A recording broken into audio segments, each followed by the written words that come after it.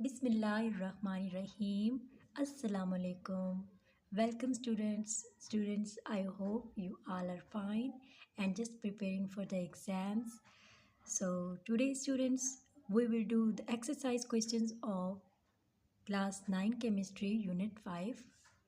So let's start and we will do the remaining questions. Students इस chapter के exercise के questions पे अगर हम आएँ तो ये जितने भी क्वेश्चंस हैं हम कर चुके हैं और इसका जो लिंक है वो डिस्क्रिप्शन में है। इसके अलावा आप चैनल पे जाके चेकआउट कर सकते हैं। इसके जो ये भी क्वेश्चंस हैं इसमें से हम लोग यहाँ तक जो है वो कल क्लियर कर चुके थे। सो इसका जो नंबरिंग है यहाँ पे 10 है, यहाँ पे 11, क्वेश्चन नंबर 12 एंड आज हम क्वेश्चन नंबर 12 से स्टार्ट करेंगे। Students, question number 12 is in the past, gas volume was used as a way to measure temperature using devices called gas thermometers.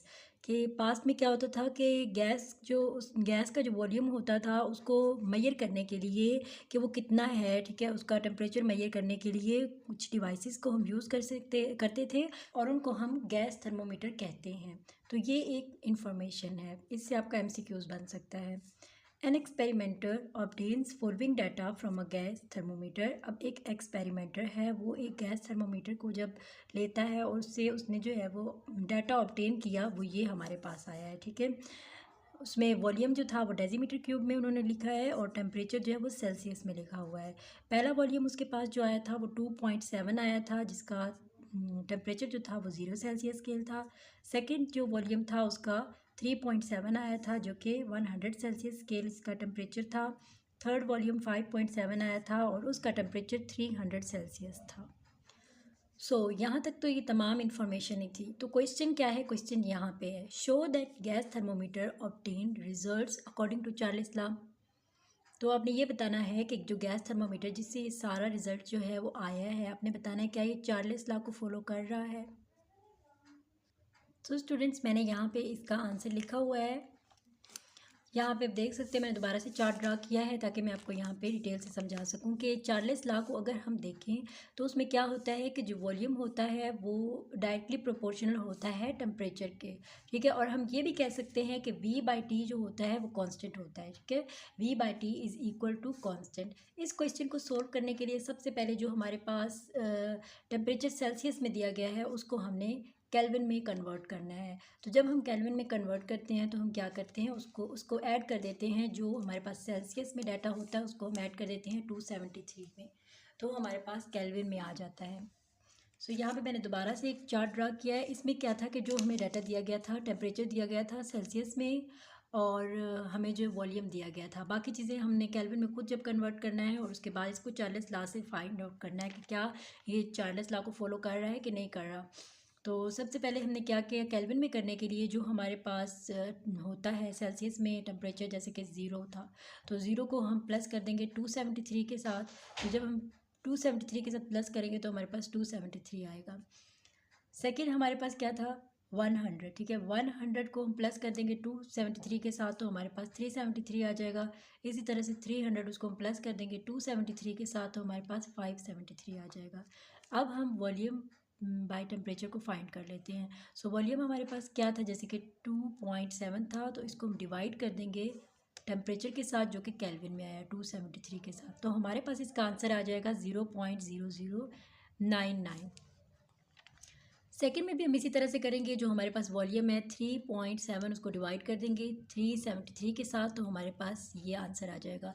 इसी तरह से हम 5.7 को डिवाइड कर देंगे 573 के साथ, तो इसका ये आंसर आ जाएगा। अगर हम यहाँ पे देखें तो जितनी भी वैल्यूज़ हैं उनके आंसर एक जैसे हैं और वो कांस्टेंट हैं।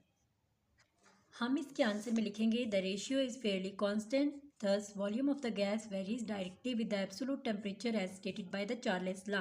तो इसका मतलब है कि तमाम वैल्यूज़ के आंसर एक जैसे आए हैं, तो ये चार्ल्स लॉ को ओबे कर रहे हैं। जो स्टूडेंट्स चैनल पे नए हैं उनसे रिक्वेस्ट है कि चैनल को भी ज़रूर सब्सक्राइब कर दें, ताकि जो भी मैं वीडियो अपलोड करूँ तो आप तक सबसे पहले पहुँच सके। In automobile engine, the gaseous fuel air mixture enters the cylinder and is compressed by a moving piston before it is ignited। यहाँ पे इस क्वेश्चन में जो है ऑटोमोबाइल्स यानी कि गाड़ियाँ जो होती हैं उसके इंजन की एग्जांपल दी गई है। उसमें गैसियस फ्यूल का एयर मिक्सचर है वो किस तरह से एंटर होता है, उसका कितना प्रेशर होता है, कितना वॉल्यूम, तो वो यहाँ पे बताया गया कि if the initial cylinder volume is 990 centimetre cube. Initial कहते हैं पहला, तो पहला जो सिलेंडर का वॉल्यूम आया है वो 990 सेंटीमीटर क्यूब है, इसको हम वॉल्यूम 1 का नाम देंगे। After the piston moves the volume is 90 centimetre cube. उसके बाद दूसरा जो वॉल्यूम आया है वो 90 सेंटीमीटर क्यूब है, उसको हम V2 का नाम देंगे। ये हमारे पास डाटा है जिसको हम क्वेश्चन में पुट करेंगे तो हमारा आंसर आएगा। The fuel air mixture initially has a pressure of 1.0 atmosphere, यानी कि पहला जो प्रेशर है वो हमारे पास 1 एटमॉस्फेयर है और फाइनल प्रेशर जो है वो 11 एटमॉस्फेयर है। Do you think this change occurs according to the Boyle's law? क्या आप सोचते हैं कि ऐसा है कि ये जो चेंजेस आए हैं इसके दौरान वो चेंजेस जो है बॉयज़ लॉ को फॉलो कर रहे हैं या बॉयज़ लॉ के अकॉर्डिंग हैं? सबसे पहले हम देख लेते हैं कि बॉयज़ लॉ होता क्या है। अगर हम बॉयज़ लॉ की बात करें, वॉल्यूम और प्रेशर का जो प्रोडक्ट होता है यानी कि उन दोनों को मल्टीप्लाई करें तो वो कांस्टेंट होता है, is equal to constant at any set of conditions. किसी भी कंडीशन में हम क्या करेंगे, कैलकुलेट करेंगे प्रेशर और वॉल्यूम को इन दोनों कंडीशंस के लिए और फिर उनको हम कंपेयर करेंगे। ठीक है, फिर हम क्या करेंगे, जो प्रेशर है हमारे पास सेंटीमीटर क्यूब में है। ठीक है, आपने देखा कि बुक में जो क्वेश्चन है, क्वेश्चन में वो जितने भी प्रेशर थे वो सेंटीमीटर क्यूब थे, उसको हमने डेसीमीटर क्यूब में करना है, कन्वर्ट करना है। ठीक है, तो सेंटीमीटर को डेसीमीटर में कन्वर्ट करने के लिए हम 1000 के साथ उसको डिवाइड कर देते हैं। यहाँ पे हम डिटेल से चेकआउट कर लेते हैं कि वॉल्यूम 1 हमारे पास क्या था, 990 सेंटीमीटर क्यूब था। ठीक है, सो वॉल्यूम 1 को हम कन्वर्ट कर लेंगे डेसीमीटर क्यूब में। तो किस तरह से कन्वर्ट करेंगे, जो भी हमारे पास ये है वॉल्यूम उसको हम डिवाइड कर देंगे 1000 के साथ, तो हमारे पास इसका आंसर आ जाएगा 0.99 डेसीमीटर क्यूब में अब कन्वर्ट हो चुका है। वॉल्यूम 2 हमारे पास 90 सेंटीमीटर क्यूब था, इसको भी हम डिवाइड कर देंगे 1000 के साथ, तो हमारे पास इसका आंसर आ जाएगा 0.090 डेसीमीटर क्यूब में आ जाएगा। चेंज से पहले क्या हुआ था कि P1 को अगर हम V1 से मल्टीप्लाई करें चेंज से पहले, ठीक है, P1 प्रेशर 1 हमारे पास 1 एटमॉस्फेयर था और वॉल्यूम 1 हमारे पास जो बाद में कन्वर्जन के बाद आया है वो आया है 0.99 डेसीमीटर क्यूब। आपने ज़रूर लिखना है क्योंकि हमने डेसीमीटर क्यूब की वैल्यू लेनी है, सेंटीमीटर की वैल्यू नहीं लेनी। तो उसके बाद हम जब इससे मल्टीप्लाई करेंगे तो हमारे पास इसका आंसर आ जाएगा 0.99 एटमॉस्फेयर डेसीमीटर क्यूब। और चेंज के बाद क्या हुआ, प्रेशर 2 और वॉल्यूम 2 जब हम लेंगे चेंज के बाद तो क्या करेंगे, प्रेशर 2 हमारे पास 11 एटमॉस्फेयर था और वॉल्यूम 2 हमारे पास जो कि बाद में आया है 0.090 डेसीमीटर क्यूब, इसको हम मल्टीप्लाई करेंगे तो हमारे पास 0.99 एटमॉस्फेयर डेसीमीटर क्यूब आ जाएगा। आप देख सकते हैं दोनों के आंसर सेम हैं। जब दोनों के आंसर सेम है तो इसका मतलब है उसने बॉयज़ लॉ को फॉलो कर लिया। Thus the calculated result agrees with the pressure volume relationship according to the Boyle's law. Now students, question number 14 is a sample of neon that is used in a neon sign has a volume of 1500 centimeter cube at a pressure of 636 torr. The volume of the gas after it is pumped into the glass tube of the sign is 1213.74 centimeter cube when it shows a pressure of 786 torr. Show that this data obeys Boyle's law. जो भी हमें data दिया गया है इस question में उन्होंने कहा है कि आप बताएं कि जो ये डाटा है इसने बॉयज़ लॉ को ओबे किया है। तो सबसे पहले अगर हम देखें तो वॉल्यूम 1 हमारे पास क्या है 1500 सेंटीमीटर क्यूब और उसके बाद हमें वॉल्यूम 2 जो है वो दिया गया है वो 1213.74 सेंटीमीटर क्यूब और टॉर दिए गए हैं। पहली टॉर क्या है 636 टॉर है और दूसरी टॉर क्या है 786 टॉर। सबसे पहले तो हमें थोड़ी सी कन्वर्जन करनी है, जैसे कि वॉल्यूम सेंटीमीटर क्यूब में है तो उसको हम डेसीमीटर क्यूब में करेंगे। उसके बाद जो टॉर है उसको भी हमने कन्वर्ट करना है। सबसे पहले हम जो वैल्यू है सेंटीमीटर क्यूब में इसको डेसीमीटर क्यूब में करने के लिए क्या करते थे, उसको हम डिवाइड कर देते थे 1000 के साथ। और इसी तरह से हम टॉर को कन्वर्ट करने के लिए जो भी हमारे पास डाटा होता है, जो भी हमारे पास नंबर्स होते हैं उसको हम डिवाइड कर देते हैं 760 के साथ। तो पहले हम कन्वर्जन करेंगे और फिर हम इसको देखेंगे कि ये क्या बॉयज़ लॉ को ओबे कर रहा है या नहीं कर रहा। तो students let's read according to the Boyle's law product of pressure and volume is constant at any two sets of conditions. अगर हम बॉयल्स लॉ को देखें तो हमें शुरू से ही पता है बॉयल्स लॉ कहता है कि product of pressure and volume is equal to constant. So हम क्या करेंगे, कैलकुलेट करेंगे प्रेशर और वॉल्यूम का जो प्रोडक्ट है इन दोनों कंडीशंस के लिए और फिर हम उसे कंपेयर करेंगे। तो जैसे कि मैंने आपको बताया था, सबसे पहले हम कन्वर्ट करेंगे टॉर्क को एटमॉस्फेयर में, जिसको हम डिवाइड करेंगे 760 के साथ, तो हम कन्वर्ट कर लेंगे। और सेंटीमीटर क्यूब की जो वैल्यूज़ थी उसको डेसीमीटर क्यूब में करने के लिए हम डिवाइड कर देंगे 1000 के साथ। तो सबसे पहले हमारे पास P1 था, प्रेशर 1 जो था वो क्या था, टॉर में 636 टॉर था, तो उसको हम डिवाइड कर लेंगे 760 के साथ, तो हमारे पास आ जाएगा 0.8368 एटमॉस्फेयर में। अब प्रेशर 2 जो था हमारे पास 786 था, उसको भी हमने 760 के साथ डिवाइड किया, तो हमारे पास आया 1.0342 एटमॉस्फेयर। और वॉल्यूम 1 जो था 1500 सेंटीमीटर क्यूब था, उसको हमने डिवाइड किया 1000 के साथ, तो हमारे पास 1.5 आ गया, उसको हमने डेसीमीटर क्यूब में कन्वर्ट कर लिया।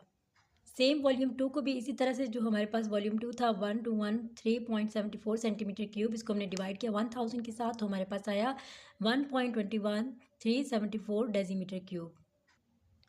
चेंज करने से पहले P1 into V1 is equal to P1 की वैल्यूज़ लिखेंगे, उसको मल्टीप्लाई कर देंगे V1 के साथ, तो हमारे पास इसका आंसर आ जाएगा। सो आपने वैल्यूज़ कन्वर्जन के बाद वाली लेनी है, ठीक है। इसी तरह से चेंज के बाद जब हम देखेंगे तो P2 और V2 को जब हम प्रोडक्ट फाइंड करेंगे तो पहले P2 की वैल्यूज़ लिखेंगे और उसके बाद उसको मल्टीप्लाई कर देंगे V2 की वैल्यूज़ के साथ, तो हमारे पास इसका आंसर आ जाएगा 1.255 एटमॉस्फेयर डेसीमीटर क्यूब। हमने वैल्यूज़ कन्वर्ट की थी और कन्वर्जन वाली वैल्यूज़ हमने लेनी है। सो दोनों के आंसर आप देखें तो सेम होंगे, 1.255 और इसका भी 1.255। सो एटमॉस्फेयर में है और डेसीमीटर क्यूब में दोनों वैल्यूज़ हैं। सो दोनों का आंसर कांस्टेंट है, एक जैसा है, तो हम लिखेंगे thus the calculated result agrees with the pressure volume relationship according to the Boyle's law. तो ये जो आंसर है, ये जो डाटा है, ये बॉयल्स लॉ को ओबे कर रहा है। Question number 15 is instrumentation changes as science progresses, comments on it. जैसे कि आपको पता है कि जैसे जैसे साइंस जो है वो तरक्की कर रही है, इस तरह से इंस्ट्रूमेंटेशन में भी चेंजेस आ रहे हैं, यानी कि अच्छे से अच्छी इंस्ट्रूमेंट जो है देखने को मिल रही है। इस पे थोड़ा सा कमेंट करें।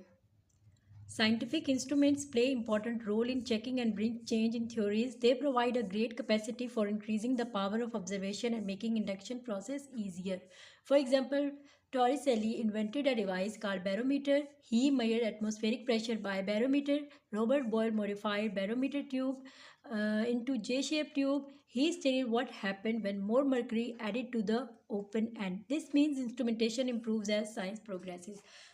इसका आंसर ये बताया गया है कि जैसे जैसे साइंस तरक्की करती जाती है वैसे वैसे इंस्ट्रूमेंटेशन में भी चेंजेस आते जाते हैं।